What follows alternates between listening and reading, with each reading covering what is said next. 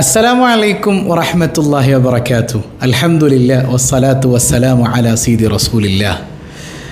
ഏറെ സ്നേഹം നിറഞ്ഞ എൻ്റെ പ്രിയ സഹോദരങ്ങളെ, പരിശുദ്ധമായ ശഅബാനിലെ ദിനരാത്രങ്ങൾ ഇങ്ങനെ കടന്നു പോവുകയാണല്ലേ. ബറാഅത്ത് രാവ് നമ്മിലേക്ക് കടന്നു വരുന്നു. ബറാഅത്ത് രാവ് എന്ന് പറഞ്ഞാൽ തന്നെ അറിയാം, നമ്മുടെ ഒരു കൊല്ലത്തെ കാര്യങ്ങൾ അള്ളാഹു തീരുമാനിച്ച് പ്ലാൻ ചെയ്യുന്ന ഏറ്റവും മനോഹരമായ നിമിഷമാണ്. അപ്പോൾ ആ സമയത്ത് കൽബ് ശുദ്ധിയാക്കി അള്ളാഹിനോട് നമ്മൾ ചോദിക്കേണ്ട നിമിഷമാണ്. ഒറ്റയടിക്ക് അവിടെ പോയിരുന്നുകൊണ്ട് പഠിച്ചോനെ എനിക്ക് ശുദ്ധിയായിട്ടുണ്ട് എന്ന് പറഞ്ഞാൽ കിട്ടുന്ന സംഗതിയൊന്നുമല്ല അത്. ആ ബറാഅത്തിന് മുമ്പ് നമ്മൾ ഈ ദിക്ർ മജ്ലിസിലൂടെ സബാഉൽ ഖൈറിലൂടെ നമ്മുടെ കൽബ് ഇങ്ങനെ നന്നാക്കാൻ പരിശ്രമിച്ചുകൊണ്ടിരിക്കുകയാണ്. അതുകൊണ്ടാണ് ഇന്ന് രാവിലെ നമ്മൾ സയ്യിദുൽ ഇസ്തിഗ്ഫാറിനെ കുറിച്ച് പഠിച്ചത് അല്ലേ. ഒരു തവണ ചൊല്ലിയാൽ പോലും കൽബിനെ അള്ളാഹ് ശുദ്ധിയാക്കി തരും. അള്ളാഹ് നമ്മളെ ഏറ്റെടുക്കും. ഒരു തവണ ചൊല്ലിയിട്ട് മരിച്ചാൽ സ്വർഗത്തിലാന്ന് പോലും മുത്തുനബി സല്ലല്ലാഹു അലൈഹി വസല്ലം തങ്ങളിൽ നിന്ന് ഉദ്ധരിക്കപ്പെട്ട അതിവിശിഷ്ടമായ ഇസ്തിഗ്ഫാറാണത്. ഇസ്തിഗ്ഫാർ കൊണ്ട് മക്കളെ കിട്ടും, പിന്നെ പാപങ്ങൾ വെറുക്കപ്പെടും. അതാണ് ഏറ്റവും മെയിൻ നമ്മുടെ കൽബിൽ വേണ്ടത്. ഞാനും എൻ്റെ റബ്ബും തമ്മിലുള്ള ബന്ധം റെഡിയാക്കലാണ് ഇസ്തിഗ്ഫാർ. ബന്ധം അടിപൊളിയാകണം. അങ്ങനെ നമ്മൾ അള്ളാഹ്ക്ക് വേണ്ടി ചൊല്ലുന്ന സമയത്ത് അള്ളാഹ് മക്കളെ തരും, മക്കളെ നന്നാക്കും, കച്ചവടം തരും, ലാഭം തരും, സമ്പത്ത് തരും, ദാരിദ്ര്യം നീക്കിത്തരും, എല്ലാം പടച്ചോ നീക്കിത്തരും. ചൊല്ലേണ്ടത് അള്ളാഹ്ക്ക് വേണ്ടിയാണ്. ഒരു 11 തവണ നമുക്ക് സയ്യിദുൽ ഇസ്തിഗ്ഫാർ ചൊല്ലിയാലോ. ബിസ്മില്ലാഹിർ റഹ്മാനിർ റഹീം. اللهم أنت ربي لا إله إلا أنت خلقتني وأنا عبدك وأنا على عهدك ووعدك ما استطعت أعوذ بك من شر ما صنعت أبوء لك بنعمتك علي وأبوء بذنبي فاغفر لي فإنه لا يغفر الذنوب إلا أنت اللهم أنت ربي لا إله إلا أنت خلقتني وأنا عبدك وأنا على عهدك ووعدك ما استطعت أعوذ بك من شر ما صنعت أبوء لك بنعمتك علي وأبوء بذنبي فاغفر لي فإنه لا يغفر الذنوب إلا أنت اللهم أنت ربي لا إله إلا أنت خلقتني وأنا عبدك وأنا على عهدك ووعدك ما استطعت أعوذ بك من شر ما صنعت أبوء لك بنعمتك علي وأبوء بذنبي فاغفر لي فإنه لا يغفر الذنوب إلا أنت اللهم أنت ربي لا إله إلا أنت خلقتني وأنا عبدك وأنا على عهدك ووعدك ما استطعت أعوذ بك من شر ما صنعت أبوء لك بنعمتك علي وأبوء بذنبي فاغفر لي فإنه لا يغفر الذنوب إلا أنت اللهم أنت ربي لا إله إلا أنت خلقتني وأنا عبدك وأنا على عهدك ووعدك ما استطعت أعوذ بك من شر ما صنعت أبوء لك بنعمتك علي وأبوء بذنبي فاغفر لي فإنه لا يغفر الذنوب إلا أنت اللهم أنت ربي لا إله إلا أنت خلقتني وأنا عبدك وأنا على عهدك ووعدك ما استطعت أعوذ بك من شر ما صنعت أبوء لك بنعمتك علي وأبوء بذنبي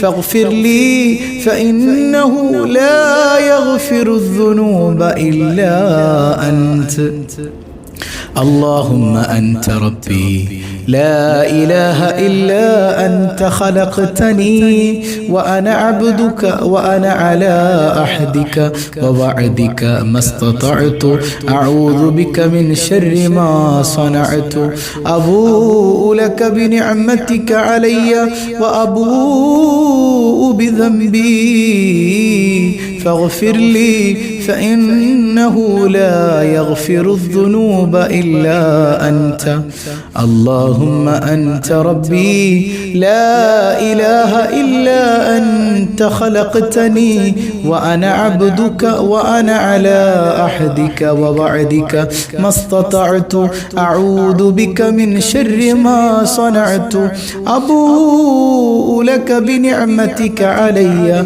وأبوء بذنبي فاغفر لي فإنه لا يغفر الذنوب إلا أنت اللهم أنت ربي لا إله إلا أنت خلقتني وأنا عبدك وأنا على عهدك ووعدك ما استطعت أعوذ بك من شر ما صنعت أبوء لك بنعمتك علي وأبوء بذنبي فاغفر لي فإنه لا يغفر الذنوب إلا أنت اللهم أنت ربي لا إله إلا أنت خلقتني وأنا عبدك وأنا على عهدك ووعدك ما استطعت أعوذ بك من شر ما صنعت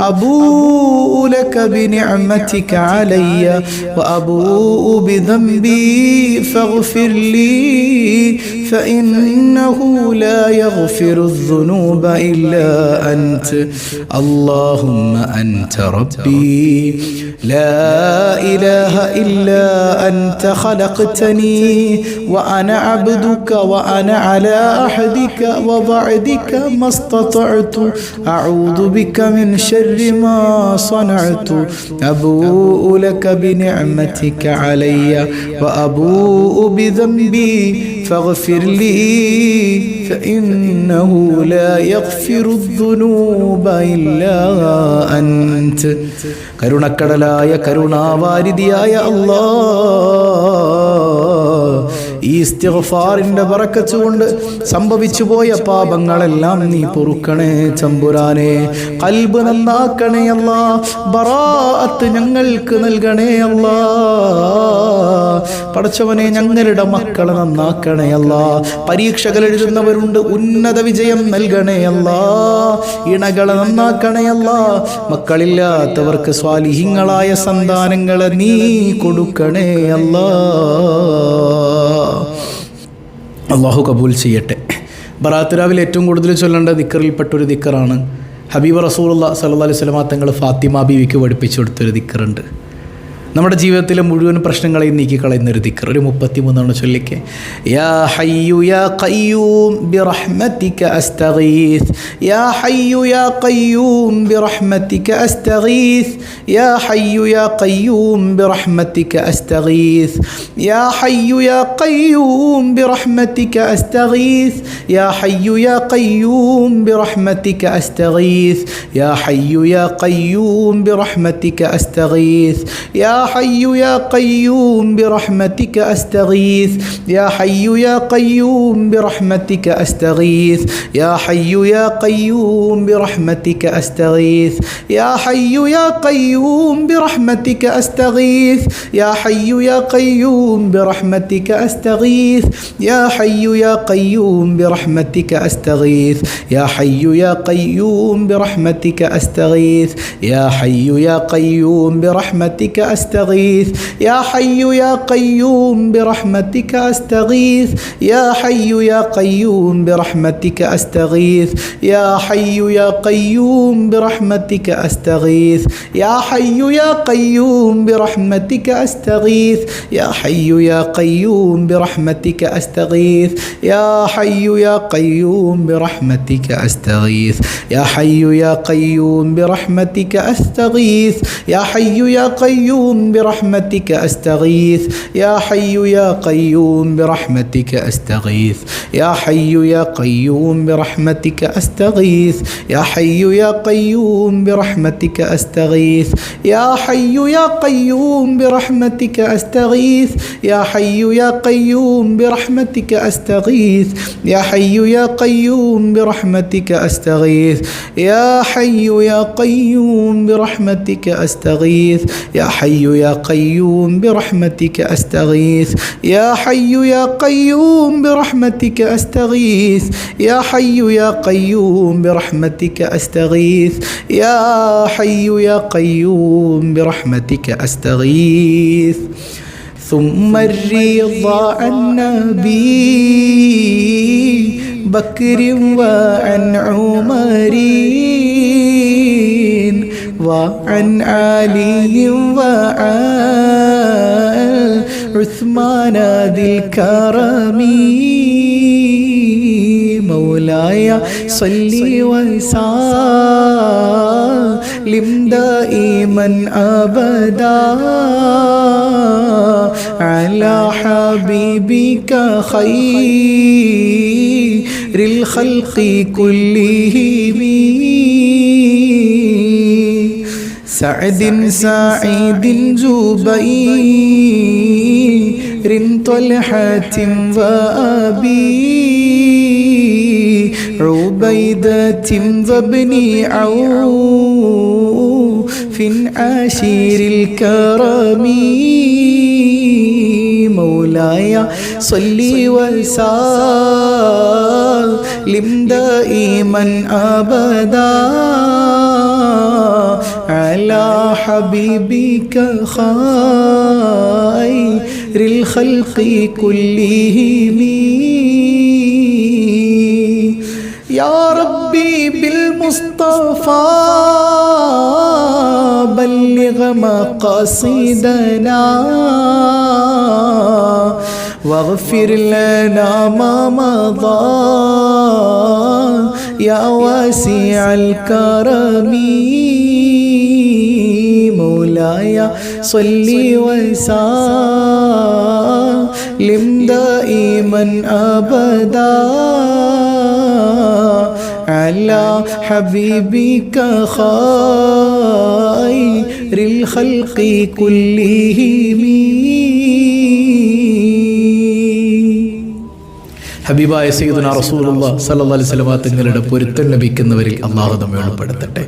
പലരും പറയാറുണ്ട്, ഉസ്താദേ നന്നാകണം എന്നിങ്ങനെ ഒരുപാട് ആഗ്രഹമുണ്ട്, പക്ഷെ മനസ്സിൽ ശൈത്വാൻ ഇങ്ങനെ വല്ലാതെ പ്രയാസപ്പെടുത്തുന്നുണ്ട്, നന്നാകാൻ കഴിയുന്നില്ല എന്നാണ്. അപ്പോൾ നന്നാകണം എന്ന് ആഗ്രഹിക്കുന്നവർ നമ്മുടെ പാപങ്ങളൊക്കെ അല്ലാഹു പുറത്തു തരാനൊക്കെ വേണ്ടിയിട്ട് തെറ്റിൽ നിന്ന് മാറിയൊരു ജീവിതം നയിക്കാൻ, ബറാത്തിന് മുമ്പ് നമ്മുടെ ജീവിതം ചിട്ടപ്പെടുത്താൻ ഈ ദിക്ർ നമുക്കൊന്ന് ചൊല്ലിയാലോ. മനസ്സറിഞ്ഞ ദുആ ربنا اغفر لنا ذنوبنا وإسرافنا في أمرنا وثبت أقدامنا وانصرنا على القوم الكافرين ربنا اغفر لنا ذنوبنا وإسرافنا في أمرنا وثبت أقدامنا وانصرنا على القوم الكافرين ربنا اغفر لنا ذنوبنا وإسرافنا في أمرنا وثبت أقدامنا وانصرنا على القوم الكافرين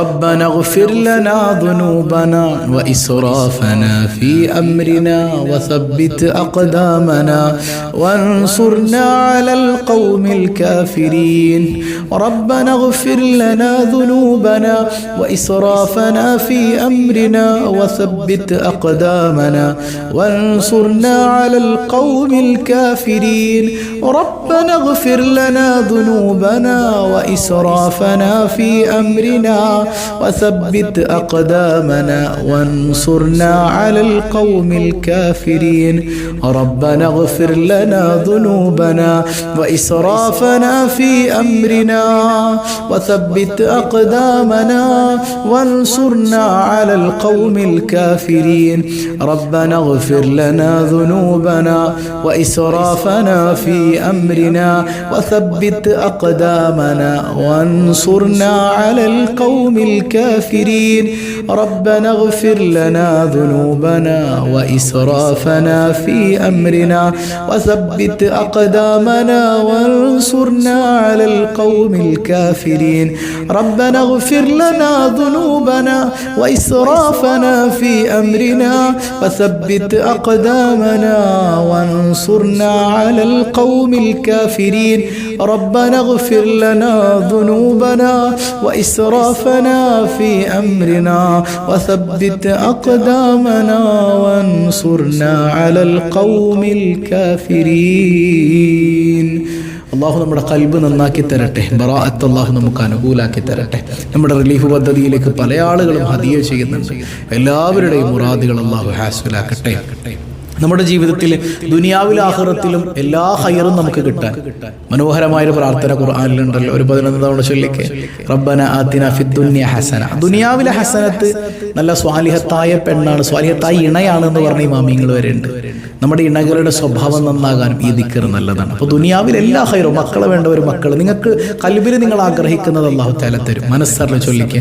റബ്ബന ആതിന ഫിദ്ദുനിയ ഹസന വഫിൽ ആഖിറതി حسنة وقنا عذاب النار ربنا آتنا في الدنيا حسنة وفي الآخرة حسنة وقنا عذاب النار ربنا آتنا في الدنيا حسنة وفي الآخرة حسنة وقنا عذاب النار ربنا آتنا في الدنيا حسنة وفي الآخرة حسنة وقنا عذاب النار ربنا آتنا في الدنيا حسنة وفي الآخرة حسنة وقنا عذاب النار ربنا آتنا في الدنيا حسنة وفي الآخرة حسنة وقنا عذاب النار ربنا آتنا في الدنيا حسنة وفي الآخرة حسنة وقنا عذاب النار ربنا آتنا في الدنيا حسنة